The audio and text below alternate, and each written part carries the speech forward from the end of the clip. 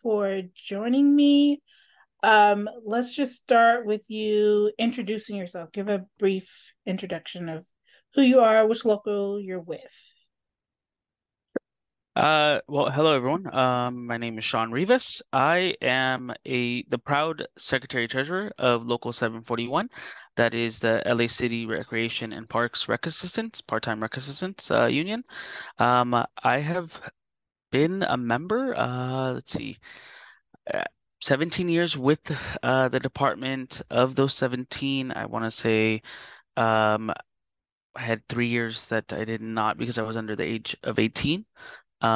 So yeah, about 15 years as a active member in 741. That's awesome. And can you tell us a little bit about your job? Like, what do you do on a day-to-day basis? Sure. So, well, on a full-time basis, I am also a proud member of the LAUSD family. And I've worked with department, or excuse me, with LA Unified for about 12 years now. Um, and the Department of Recreation and Parks is actually where I got my footing. It's how I was able to earn the experience in order to be able to kind of get the job with LA Unified and be an in-class supporter originally as a teacher assistant, and having risen the ranks, currently holding the position of school administrative assistant, which is the right hand and operations person right hand to the principal, operations person on campus, and it has helped me both at the recreation and parks level because I've allowed it has allowed me to kind of also take other steps in, whether it's emergency management, or whether it's just in the supportive mechanisms for our supervisors, right? So that's our park directors, recreation supervisors. It has allowed me to build and foster the skills needed to support anything and everything when it comes to recreation services. So, wait, are you, I know UTLA is having a strike right now. Is that affecting you at all? So SEIU is the main entity. SEIU Local 99 is the main entity that is um having the work stoppage. I came up through those ranks as well. So when I initially started with LA Unified, I started off as a TA, teacher assistant, making at that time I believe it was like something like 12, $13 an hour. And it was an in-class position. It was 6-hour position, had no health benefits. It was just an hourly wage, right? And so, what they're fighting for now is a livable wage. The highest wage I believe someone in SAU 99 is making, even in supervision aid, supervision staff, even TAs, is about $17 an hour, tops, right? And that is some positions are without benefits. Some positions do have benefits, like campus aides, which are predominantly campus supervision folks, if they're full time. And so I rose through the ranks in that capacity. And so in essence, this is what has allowed me to kind of take the steps into learning how to rise through the ranks, at recreation and parks.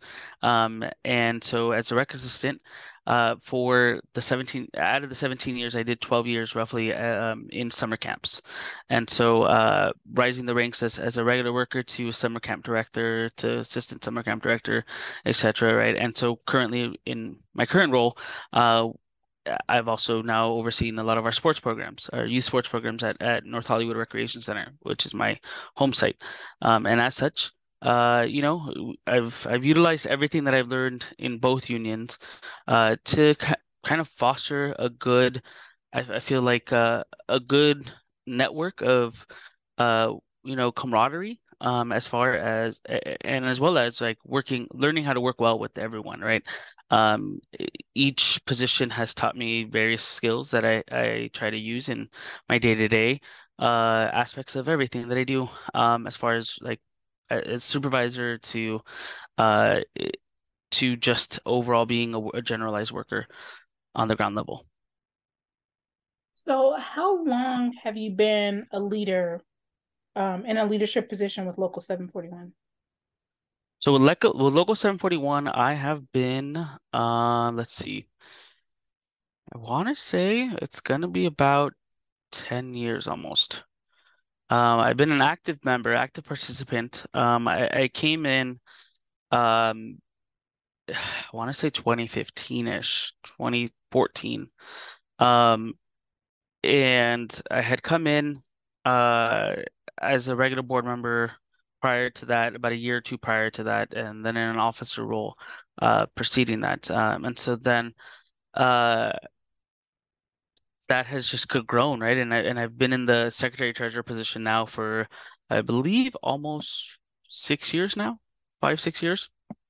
Um, and as such, I've gone through the steward trainings. I've gone through everything, pandemic, as hard as it hit a lot of our members, um, I really was one of those folks that was out there working and when the city said, "Hey, we need you to work, we need folks," I was one of those frontline workers that was out at the shelters when our recreation facilities turned into shelters.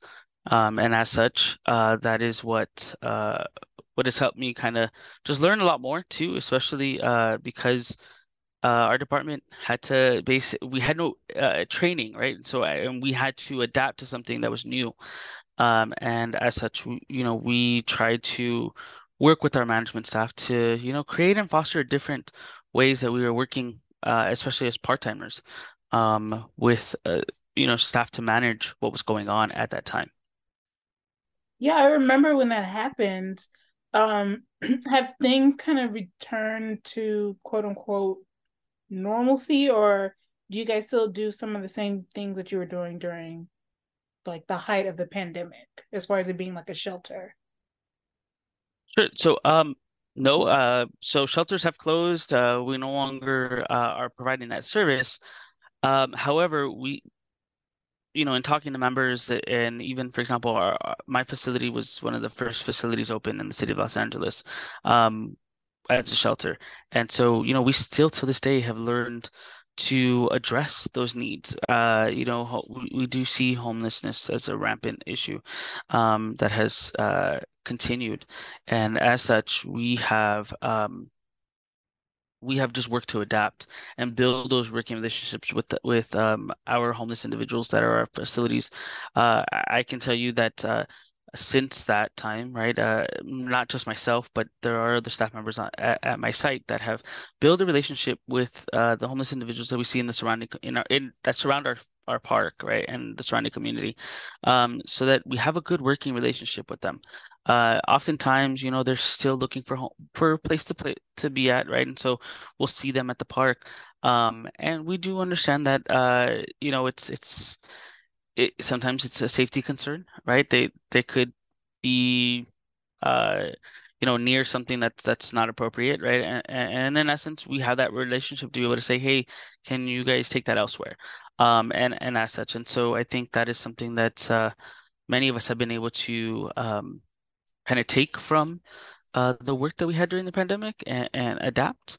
And as such, I think it's helping us build better community relations with both the parents of our participants, to just the general homeless population that's in our parks. Yeah, that's really good to hear. I think a lot of people may not know how much you guys work in the community and what you all do and how important it is, because some of our, houseless individuals, you guys may be a great source resources for them, right? To get things that they may not be able to get anywhere else. And so yeah, you guys, what you guys do is very important. You seem like such a natural leader. So why did you decide to take a leadership role in your local? You know, part of it literally was the outreach that happened prior to that. So when I came in, we had Judy West as our president, and Judy had several years as president and an officer of the local. And she had always been consistent about coming around, talking to folks. At that time, I was at my original home site, which was Granada Hills Rec Center. And so, just getting to build that relationship, right? And she brought me in. That's where I started off as a regular board member, because I had, at that time, there was going to be a city charter amendment to kind of recognize, I believe it was to recognize the amount of hours that we were getting and a wage increase. Um, and so, I had helped facilitate some working relationships and some of the information, right, to disseminate some of that information that the local was asking. And so, in essence, that's kind of what led to the involvement. At that time, we also had our union rep, our business rep was Lewis Harris, who was retired since retired, right? But Lewis always consistently followed up, right? And so, additionally, that's kind of what led to me starting and just being an active member. And till this day, right? I try to be as active as I possibly can because I've always had the mantra that I can't ask you to do something that I'm not willing to do myself. And so in essence, I couldn't ask members to work the shelters if I wasn't willing to do it myself, right? And those were 12-hour days. Those were not easy days, right? And so even some of us that worked overnights, right? It was a scary moment, but many of us did it, right? I worked overnights. When we started the initial shelter program, for example, I worked 7 straight days because we didn't have the staff. 12-hour shifts in the morning, 7 to 7, like 7 a.m. to 7 p.m. So like I said, taking that mantra, that leadership mantra of like, I can't ask you to do something that I'm not willing to do myself, right? I'm putting everything to the best of my ability, best foot forward. And so in essence, that's what has led me to be a consistent leader, and led me to be someone that is willing just to put in that work. That's I love that saying. And it's true, when you are a leader, you have lead by example, right? That's essentially what it is, you know, okay, yeah, doing things that you need to do. So from one leadership position to another, you're the chair of the Democratic Party in San Fernando Valley. How did that come about? Um, so I think I've alluded to it a few times, is advocacy, right? Um, it started off literally by me starting in neighborhood councils. Um, I turned 18. I was one of the youngest members elected to neighborhood council. And as such, I started to build working relationships with folks, with the other folks in neighborhood council, other folks, political party wise. Um, and so it kind of is what started everything and how everything started. Um, and then from that point, I guess it's just the natural abilities of me saying, "Hey, I'm willing to let's go knock on doors. Let's go walk these precincts. Let's go, uh, you know, rally the troops for things we care about." And in essence, I had a good friend, and someone who I still call on every so often, Miss Aggie Kessler, who gave me the opportunity to jump into leadership within the Democratic Party of the San Fernando Valley. And from that point is what literally allowed me to climb the ranks there as well. I started off there as corresponding secretary and rose the ranks to vice chair after a few terms, and currently in my position as the youngest Democrat at the age of 34. I'm the youngest to lead the organization in its 40 plus year history. I'm also the first person of color. I'm also the first labor member to have led this organization. So others have had relations with labor, whether it's through personal connections of with friends and whatnot. But I'm the first actual labor member leader to be the head of an organization like this. And so um, it is. It's not lost on me, right? The impact of being the first, right? But it I will tell you, there's on a daily basis, it is hard to be the first because in essence, you're scrutinized the most. Um, but I feel like everything that I'm doing is for the betterment of the organization. I think it's a testament of my leadership abilities that I've had uh, folks from that we represent, elected officials to activists, um, this last cycle unanimously support me. I had no challenger in re-election because folks are happy with the leadership that I've been um, putting out there, how open I am about decisions. Um, the empathy, in relating to the community, and the community's struggles as well. I feel like a lot of people know who I am as a leader because I have been able to say I'm walking alongside you, right? And if I don't know something, I'm asking questions. I'm willing to learn. I'm willing to say, look, I'm not perfect, and I can make these adjustments. And most oftentimes we don't see that in leaders, right? We often see a leader that will say, it's my way or the highway, and I get to do whatever I want, right? And so I think you get something different with me, right? Because I've worked in education, I've worked, in the public sector my entire life. And so, you learn to adapt to your surroundings and what's around you and everything. And so that's the leadership style that I bring. And so, becoming the chair of the Democratic Party of San Fernando Valley, having the support of the entire delegation of the state legislators from assembly members to state senators, and the municipal elections, elected leaders from WeHo, Burbank, Glendale, San Fernando, you know, uh, you name it, right? I've built those solid working relationships and um, even the school board members, right? I've been able to have those great working relationships that it has fostered a great willingness for them to even show up to our meetings because I have an open door policy where I've told all of our elected officials, you're always welcome to come in, say hi. You're all if you have a question and something maybe we had taken a stance on or something, I give me a call. I'm willing to answer and tell you this is what the membership felt. This is the feedback. And so in essence, it's also the same thing that I have with candidates, right? When they're running for office, we go through a very vigorous endorsement process, but I also have a solid relationship with them saying, hey, here's the feedback, here's what we felt and why. And so in essence, I feel like that's kind of the big essential role that I can play is in unifying folks, um, both through labor, through the party.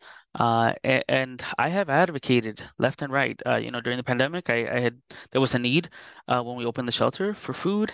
I literally used my contacts to call Council District 2, that's where my rec center is located in CD2. I said, hey, we're opening up, but we don't have food for these people yet. We don't have this mechanism, and so CD2 answered and said, "Hey, we'll take care of food for the first few days," and so it's that fostering and that relationship building that we've been able to just continue to grow, and just see whenever needed, right? I can advocate for whether it's our youth, whether it's our homeless individuals, um, or our unhoused individuals, um, whether it's the community as a whole.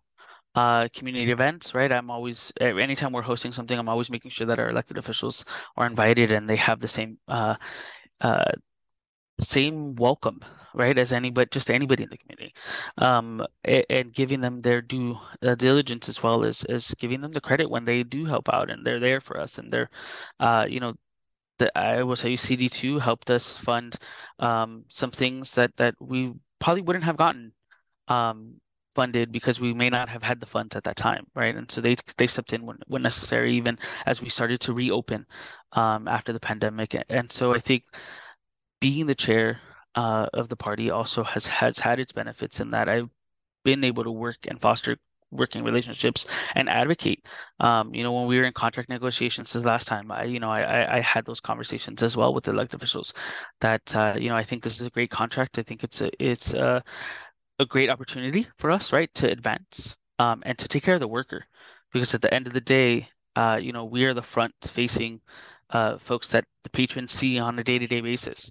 The kids get to see on a day-to-day basis. And so ultimately, I think being the chair has also benefited in that capacity, right? I have been able to also help out as best as I can in advocacy for anything and everything that we need. Truly impressive. I'll just say that. Yeah, I mean, everything you're saying is just it's truly impressive, and um, you're very involved with the community, which is very impressive, and hopefully a lot of people will follow your lead in that regard. Um, so why do you think it is important to be involved, whether it's with your union or in politics out in the community? Why do you think, one, why do you think you are drawn to be involved in these things? And why should other people be involved? You know, you're part of a very big local. So why should other union members, be involved in their union and in politics? Because they're both very important. Of course, look, the biggest thing here is advocacy, right? We have to advocate for ourselves. And oftentimes that advocacy is built on the network we build and the relationships we build with folks throughout the spectrums of what we deal with on a day-to-day basis, right? Um, whether it's your fellow union member uh, at the parks, or whether it's let's say we have to call 911 services, right? That's AFSCME Local 3090, right? Who are the police service responders, representatives, right? That when we call 911, they're the ones answering that phone call, right? And so it's that mutual respect for one another, right? And so it's also that building of relationships, because oftentimes I can tell you, like, whenever we've had a member that's we had a member, for example, and I can relate this to something that happened more recent. We had a member that passed away, unfortunately, that and we needed to reach out to others, because this was a sudden death. It wasn't something we had anticipated. It wasn't like we didn't know that this person was ill. It was literally within hours Mm-hmm. of a diagnosis. And so, in that, we were able to, like, say, react to that and say, hey, look, this member's out. And so that also affected other members, because they had relationships with that person. Right. Um, because the amount of years, right, that that person had been working with the city. And so ultimately we saw a that brotherhood and that sisterhood, um, that siblingship, right, that we've all had come together, right, and really had a very big impact on her send off. Um, and so, this is what we do, right? This is how we, I think, show the impact, right, that we can make with that. And why do I think both members should do it is, honestly, it's to impact your livelihood, because at the end of the day, uh, you know, you need something happening on street services, for example. You need to be able to call the council office and say, hey, I've reported this through 311, and I have not seen any services. Can you help us out? I've done this or that and you can reach out. Let's say, you have an abandoned home and you've done everything possible to report it. You can have that great working relationship with your senior lead officer, and your senior lead officer, right, can help take care of that as well. And so this is why I think that there's an importance to that those relationships. The reason why I think involvement benefits not just me per se as an individual, but the community as a whole, right? Because we never know who we're going to meet and how they can impact. And at the end of the day, it's also how I think we all grew up, right? We all grew up in whether it's public school system, private school system. You meet. Someone you don't know, right? And they become long-lasting friends. We people have moved from one community to another, right? But they've been able to build a great relationship with folks like their neighbors. Maybe that's the restaurant owner down the street. Um, Prime example, we've had folks during the strike that was folks donated stuff to various strike zones, schools, and so we're able to do that. And so I think that in essence is what talks about the impact, right? And talks about how we pull each other up in our time of need. We saw it very much in the post 9/11, right? When the communities help bring each other up. And so I think that's the importance, and that's why I still do this till this day in fostering those relationships, is because I know at the end of the day, who I care about are going to be the kids I have to take care of on a day-to-day at the school site and or at the park, right? And so I want to ensure that they can still have the great programs that I had growing up as a kid. And I want to be able to just make sure that we still have that lasting impact, because it could be that one program that keeps one child out of the gang life, or it could be the one we make that impact on the one child that it maybe has a single parent at home that isn't maybe taking care of them as best as possible, but we may have that be that role model for them. And so at the end of the day, that's the lasting impact. And many of what I do isn't for praise, isn't for the accolades. It's because I enjoy what I'm doing. It's the fact that I know at the end of the day, right, the impact is going to be greater. It's something's far greater than me. And so I think being a proud union member and being politically active, right? As grateful as I am for the members that have supported me in the rise into my leadership roles, I do hope that I pay it back and I pay it forward as much as I can through my work, and it shows. So you already do so much. So what is next for you? Do you have goals and aspirations? I mean, I can see you doing a lot more, but I want to see like where is your head at? Where are you headed next?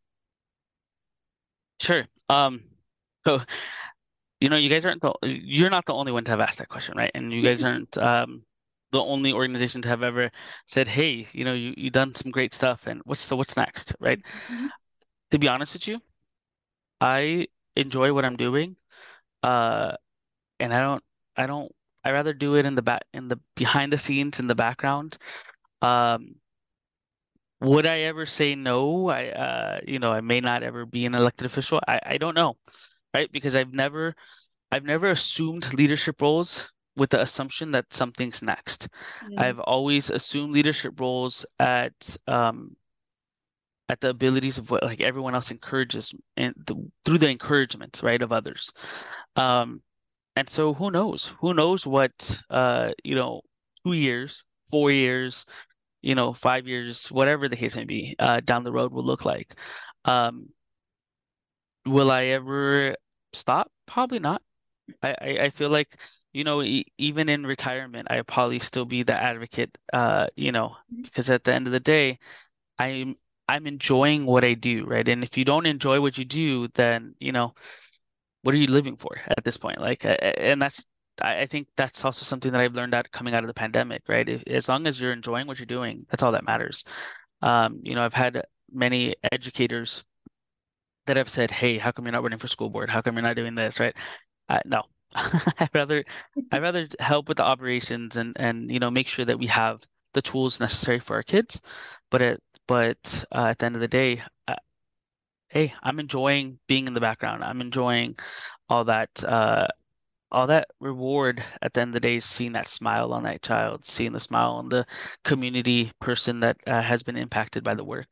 And I think now post-COVID is just seeing the smiles of folks, seeing like everything that's coming back, right? Whether it's community events, whether it's youth sports programs, whether it's our school campus opening up, stuff like that. Like that's where I think, in essence, I find joy. I find that's what's next for me is just that joy, that aspect of like enjoying it and um living and basking in that joy and that happiness. And so that's what's next. Nothing further. Again, I can never say never.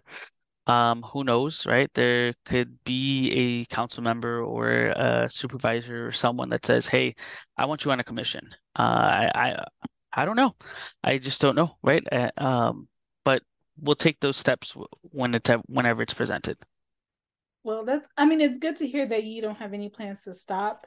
Because we definitely need more people like you in our communities who are truly advocating for people who may not have a loud voice and, may need help with advocating for themselves. So, um, I know you said you do events and things like that. Please let us know at the council, um, because we definitely want to be a part of those events where we're giving back to the community. It's something that I try to advocate for as well. So yeah, keep us in the loop on those things, and so we can get involved wherever we can. But yeah, I want to thank you for joining me. Um, I learned a lot about you. I mean, I've been around for a few years. You've been around for a few years, but I never knew your story. So I'm glad that you came on, and you could share your story with us, and hopefully you can inspire more people to get more involved and to get out in their community and advocate for others, and because we need more people like you. So thank you. I really appreciate it. No, I appreciate you and everything you do for the council. Ever since you came on board, I will tell you, I have felt this warmth, right? The council has always, honestly, the council was never something that I always like enjoyed going to, right? But you and a few other staff members have brought a sense of warmth to Mhm. council. So I can't thank you guys enough because ultimately, right, I can't advocate the way I advocate if it wasn't for the support of you and the rest of the council. So I can't thank you enough for that as well. So thank you. Oh, thank you. I appreciate that.